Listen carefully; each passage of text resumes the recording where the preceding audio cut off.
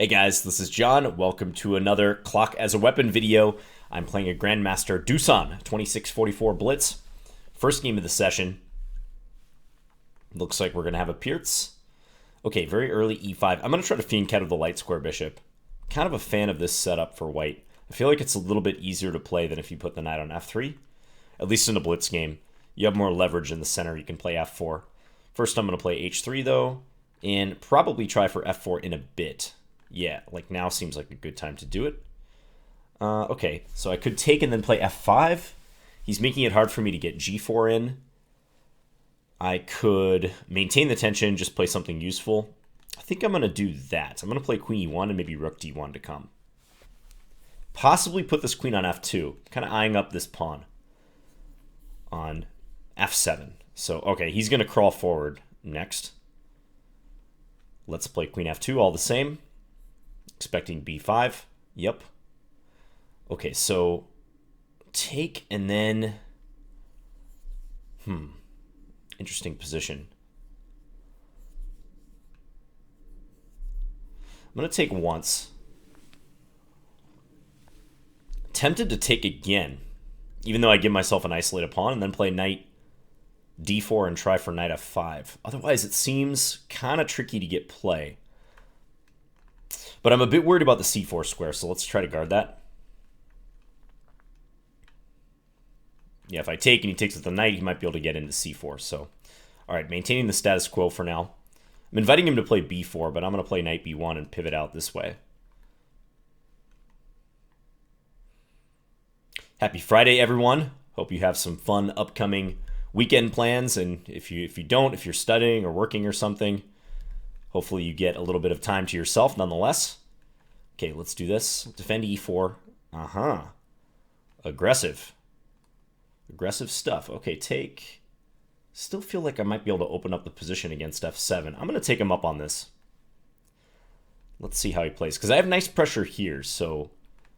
Okay, even though I'm giving up my light square bishop, hitting f7 now. He'll probably either put his bishop back or maybe play rook f8. But hey, it's a pawn. Okay, queen f4 runs into bishop takes c2. Don't think rook takes d7 or anything like that is that compelling. Maybe knight f4? We'll let him take this, see if I can get h5. Knight takes h5 coming. Might trade on e5 first. But then he's defending it with his queen. Okay, So maybe I have to play bishop here first? Let's try that. If knight f3, I can take it.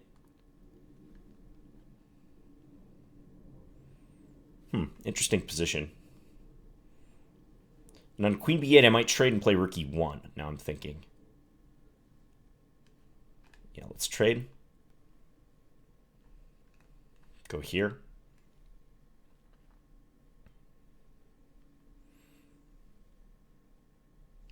Materials equal. It looks like he's in a bit of an annoying pin situation.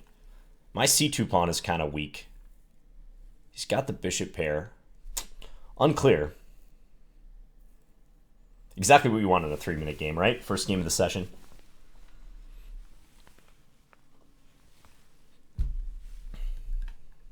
I'm being sincere about that. I like these unclear positions against strong players. If queen f5, I might be able to play knight takes h5. I'm thinking. Not sure what I'm going to do if he plays rook c8 and attacks c2. I guess the thing is, rook takes c2 is not a threat. I could play knight takes h5 here. Yeah, and his bishop is loose at the end. I think I'm going to go for that. It's kind of a loose move on my part too, but pretty direct way to try to win material. So going for it. Make him burn that clock. Fortunately, I have my bishop here, so stopping bishop c5 ideas. Tick-tock. Okay, he's going to go for this. Let's play rook here. I'm threatening this. He can take here, though. He can take on h3 now. Okay, but he missed it. That is nice for me. Let's bring this up. Defend. Let's bring this back.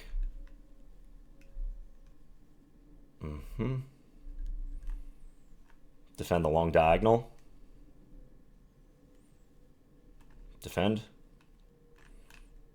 Ooh, getting this skewer in is nice. 2 rooks right here for the taking. Let's do it. Pile up against that pawn. Just annoy him a little bit. Maybe double up on the e-file next.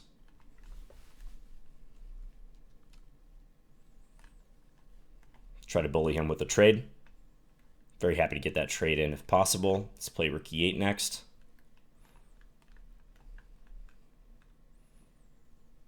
Okay, take. Then give a check here. He'll come back. Centralized. Stay coordinated, definitely. Let's play h4.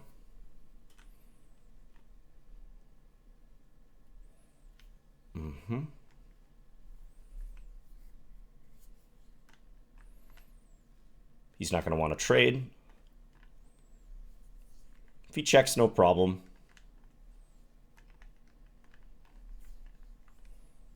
Oh, and I pick up the bishop.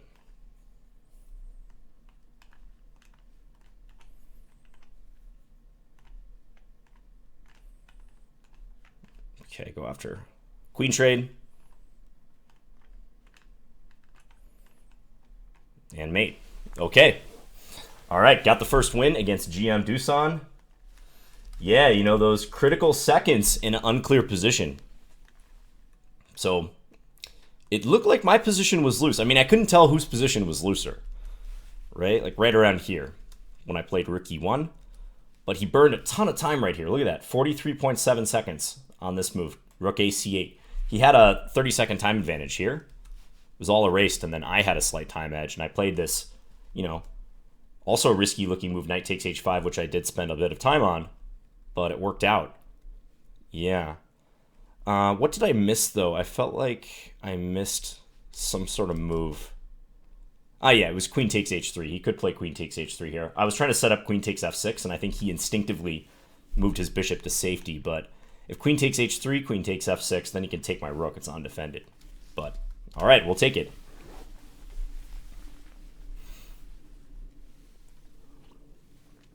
Waiting for the next game. So yeah, just about this opening. This is a way you could combat the Pirt's defense. I tend to play it in blitz chess. Developing the knight to e2, playing g3, fianchettoing the bishop. I just like the pawn play white gets in this line more than the main lines, with the knight on f3 blocking the f-pawn. So it's a little bit more flexible.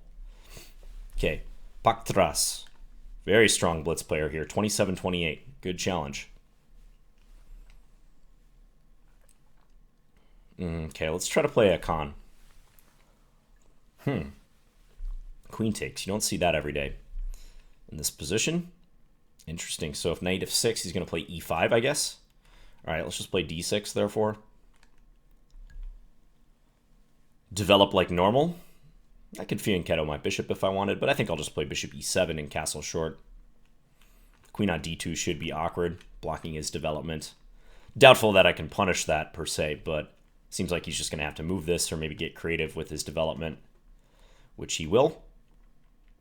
Okay, I'm going to proceed down usual Sicilian paths. Yeah, he's stopping b5, so we'll put the pawn here. Yeah, it's a creative setup by white, but I'm not overly impressed. Let's go knight here.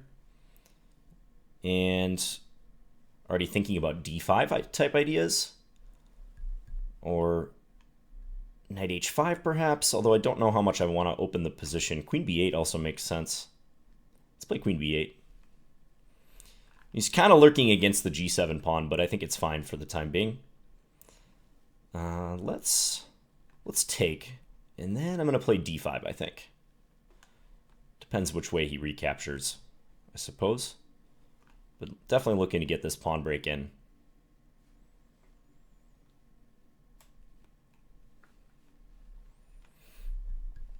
He's thinking. I could have tried to hold that bishop hostage for a little bit longer, but I think this is all right. If e5, okay, he's going to trade. Okay, this seems quite good for me with the two bishops. Bishop g5 is a move here. Bishop g5 or... yeah, I actually kind of like that. Let's contest the file first. And if knight c4, maybe then bishop to g5. Attack this rook and try to get b5 in favorably somewhere. He's going to trade. Okay, he's going to probably trade off all the rooks. Do I want to go through with that? I mean, I'm definitely going to be squeezing him in the endgame if he does that. Seems weird to play rook takes c8 unless you're immediately going to play rook c1 after that. Otherwise, it seems like he's just given me this option. So, thinking now what I'm going to do against rook c1, I could trade and play bishop g5 or bishop b4. That's kind of the default thing to do, I suppose. Rook d8 if I want to keep more tension. He offers a draw. Well, definitely not going to take a draw with the amount of time he's consuming here. The position, and just in general, I'm not doing this series to take quick draws. So, okay. Tempted to keep the rooks on, given that he spent so much time on that move. But it allows his rook into c7 rather, so I'm not going to do that. Bishop g5, tempting. Very tempting. Feels like I win a pawn out of that. Let's do it. Might be opposite color bishops, but I have all the winning chances if that happens. Okay, could play bishop c4 here, or b5 ideas. Or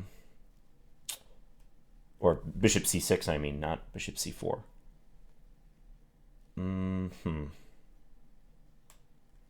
What about just dropping this back? Then he plays b5. Okay, spending a little bit too much time here.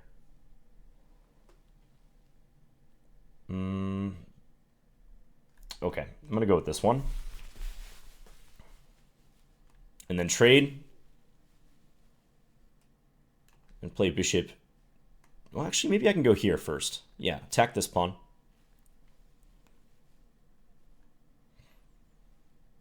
And now bishop d8. Yeah, and if knight b3, I have bishop here.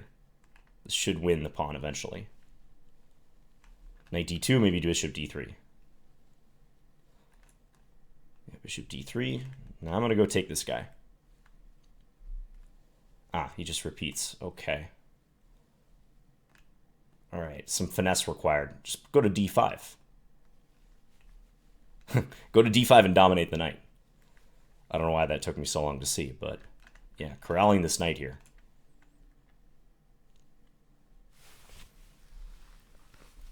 Okay, yeah, with this time situation, this is a slam dunk. Okay, drop the knight as well. All right. Well, strange game, time management-wise from my opponent, but happy to get the win. Let me just see that moment right when I played bishop c6. Am I winning a pawn here by force? a5, take, bishop b5, hitting this pawn. Yeah, because I could play bishop d8 right away, but it seemed like he had knight c4 there, so I was trying to prevent him from doing that. Okay, let's play a Scandi. Nothing like a good old Scandi on a Friday night, huh? It's about 7 o'clock p.m. my time, by the way, if you're curious. Let's trade. I'm going to play knight c6 next. I think this line equalizes for black. f4 is kind of a greedy move. This gets interesting. White or black can castle this way and play f6. I cover lines like this in my Scandinavian repertoire on Chessable. Okay, castle. Now, if he blocks, I will have the option of taking and playing knight d4 check to win back the material. Just looking if there's anything even better here. Could play knight d4 right away. Could play f6 and open the position, but I think I'm just going to go for the sure thing.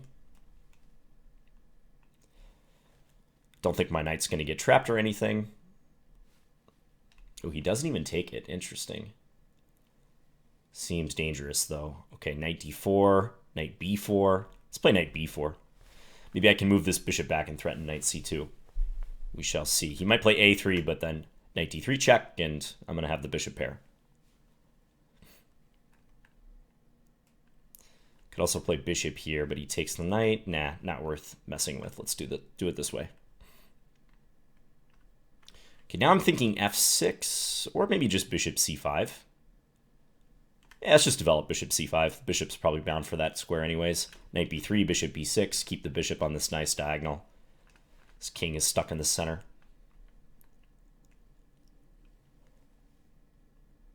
I should be able to make this painful for him with the two bishops. Okay, knight h6 looks pretty good here. Knight h6 is e6 a problem? Nah, I feel like e6 I can play rook he8.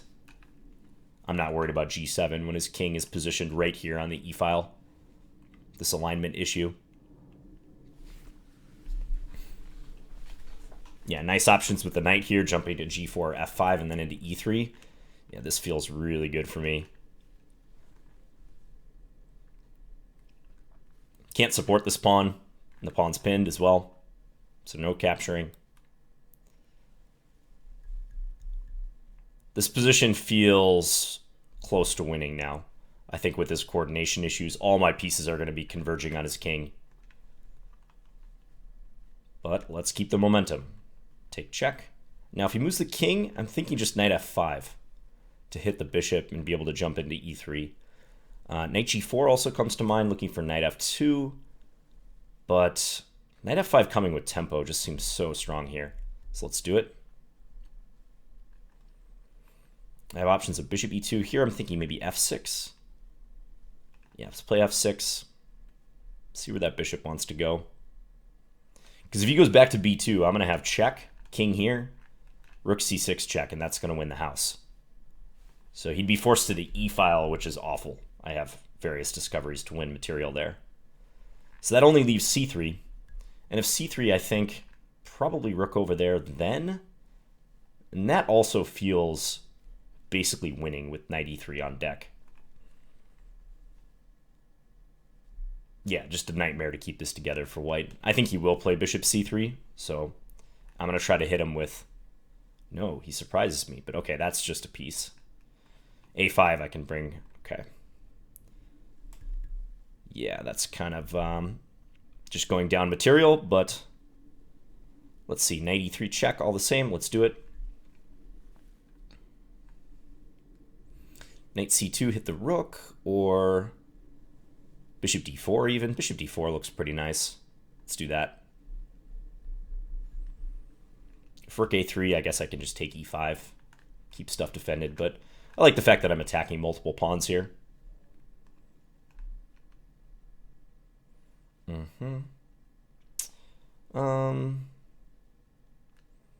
Let's just take. Oh, he has this. I guess I go here. Okay, that wasn't that wasn't what I wanted.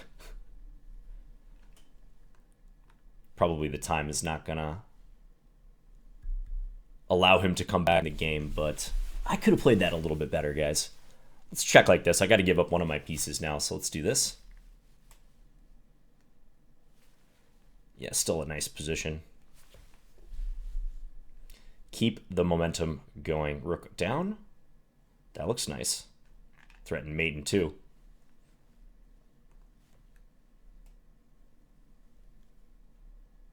Okay. So perhaps a bit of a slip up there. But yeah, with the time situation, it scarcely mattered. Missing knight f3. Probably still a winning position for black. Okay. So moving to 3 out of 3. 2 more games left. I really like this e5 response to d4. You don't strictly have to play e5 here. Knight c6 is also fine. Pressuring d4, but especially if white takes on e5 and you get this queen trade. Yes, white is up a pawn temporarily, but they can't castle. And if they try to hold on to that pawn, bad things can happen.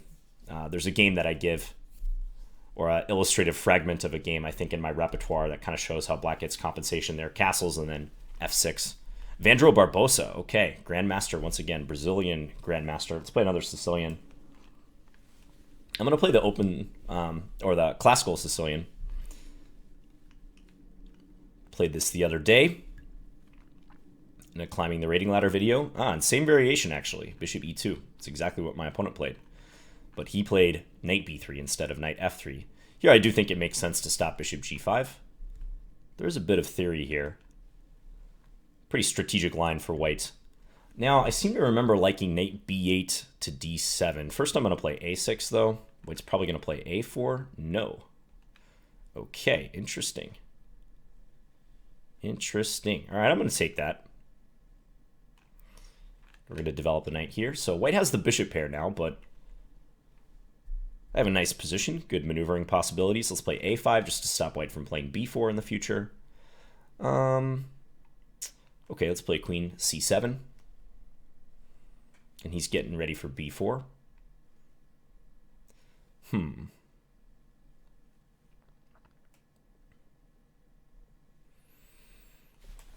Let's see. I'm going to try to play for f5.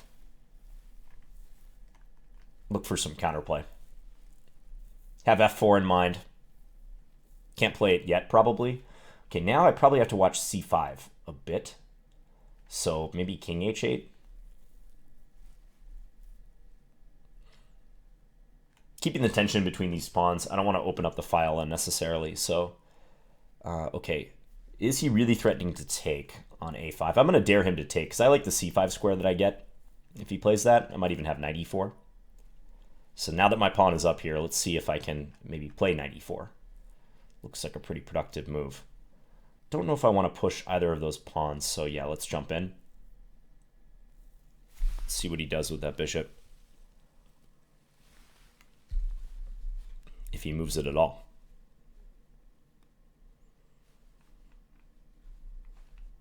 No, he doesn't. Okay, so he might be playing bishop e1. So I think I should take it. Bishop g5 now, perhaps. Also have more of a case for taking. Let's take once. Also e4. e4 looks decent. Let's do that. Maybe try to go knight e5. I'm falling behind on the clock, though. I need to play faster. So if I take, what are you going to play? Knight c4, is that the idea? It's interesting. Let's take. I'm kind of curious what he's going to do here. Okay, and now I was thinking either bishop g5 or bishop d6. Let's go with bishop d6. Kind of blockading. Got to stop the threat of d6. Okay, he takes. Now I assume he's going to take again. I look pretty solid here, though, I would say. b6.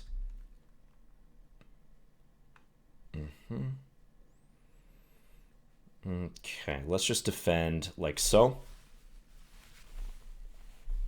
And I might be looking to attack him. Yeah, let's get this doubled. Let's attack. F3 or E3 coming? I'm going to sack something here. Oh, he doesn't take. Interesting. Okay, here's where I need to play faster, though.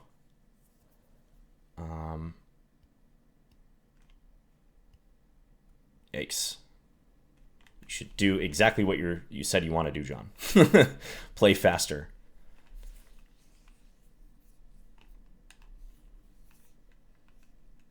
Attacking his pawn.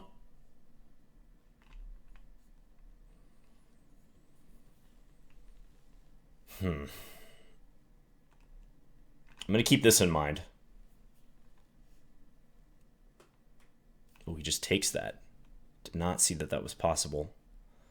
Yikes. Okay, we'll go here. Try to get into d2, I guess. Bishop d3. Blundering. Okay, push. Hope for the best.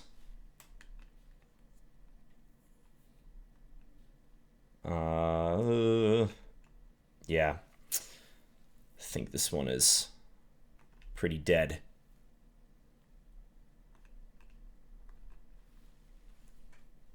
Yeah, you can just take e2.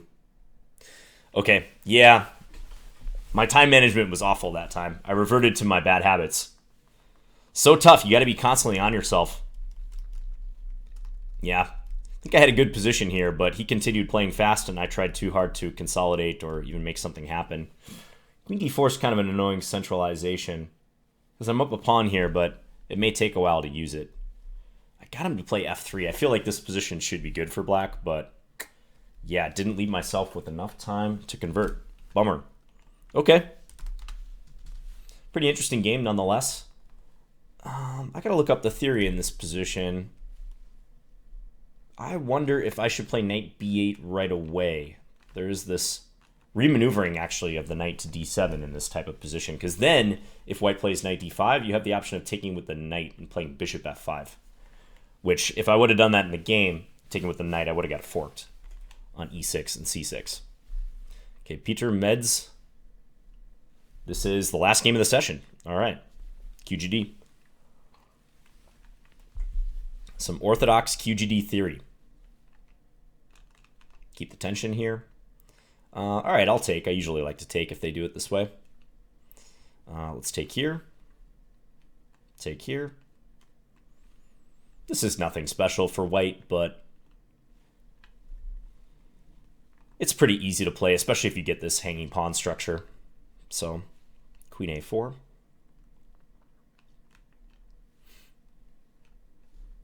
Yeah, playing against, this is the so-called hanging pawns. They can be a weakness or a strength. It really depends. Let's play queen a3. Just pin the pawn on c5. I may double on the c file. I may play knight d4. If knight d7, maybe bishop f5 comes to mind. Could try that here. It's an interesting way just to pressure black. Kind of remind him that he's weak here.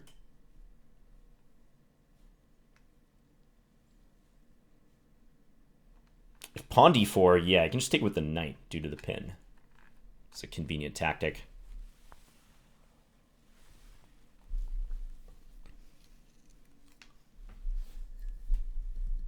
Got some lemon green tea, in case you're wondering.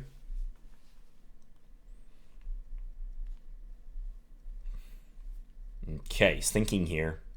Can he avoid losing a pawn in this position? Maybe not. He may just be bound to lose the c5 pawn. Okay, he attacks my rook. Probably don't want to play here due to rook bishop e2, but if I just play this, nothing really has changed, I think. Maybe he'll play rook a7 now, but then I can take a5. He's kind of pinned on the a file all of a sudden.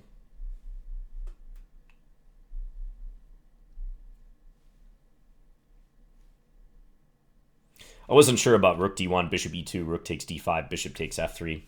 Maybe gives him more options with queen g5 stuff, so didn't even want to entertain that. Just do this, stop him from playing bishop e2, and now he's down a minute on the clock. Okay, so take this one. Looks good. Bishop's pinned. I win the rook if he moves the bishop. Meanwhile, still threatening this, which should win me more material. Yeah, let's take. He has to take with the queen. So rook takes d7, queen takes a6. So can I just take here? I think so.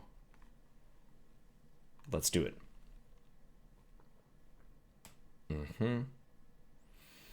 Okay. So now I'm just up a couple pawns. Retreat, hit d5. I'm expecting bishop b7. No, he goes there. I can play a sneaky move here. Nah, it's not even worth it. Just play a3. Just a3. And then let's defend.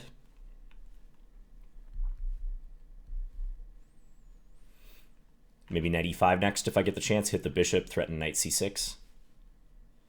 Okay. I think h4 is a decent idea here. Rook takes b2, rook takes c4 is not working for him. Okay, so now let's play b4.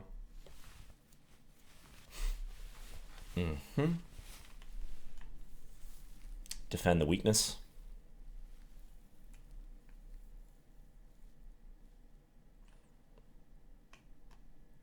Defend again.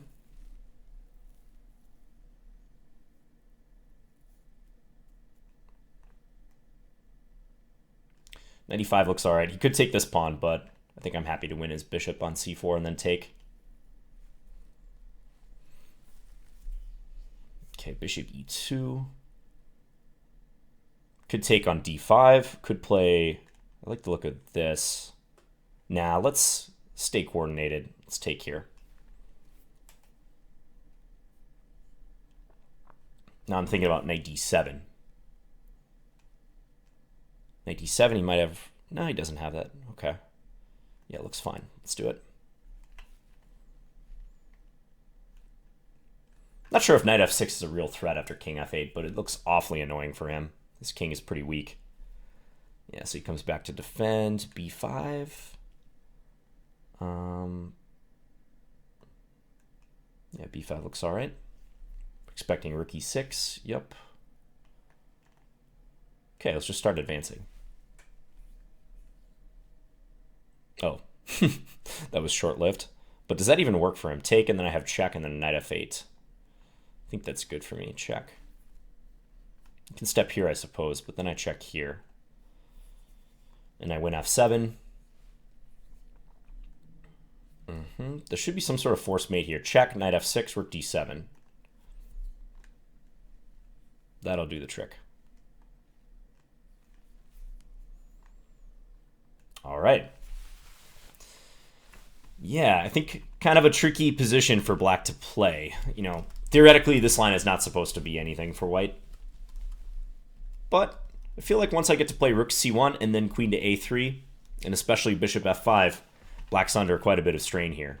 So if you can fix the hanging pawns on these squares and make sure they don't move forward, and especially you make sure that d4 can't be played with strong effect, opening the bishop, then oftentimes the hanging pawns can prove to be weak. All right, so I finished with 4 out of 5, 80%. Pretty good session. Would like to clean up what I did against Barbosa, Evandro Barbosa, in this game, because achieved a good position, but it took me too long to get there, and didn't leave myself enough time in the conversion phase. Should have played a little bit faster, although I think white has decent practical compensation here nonetheless.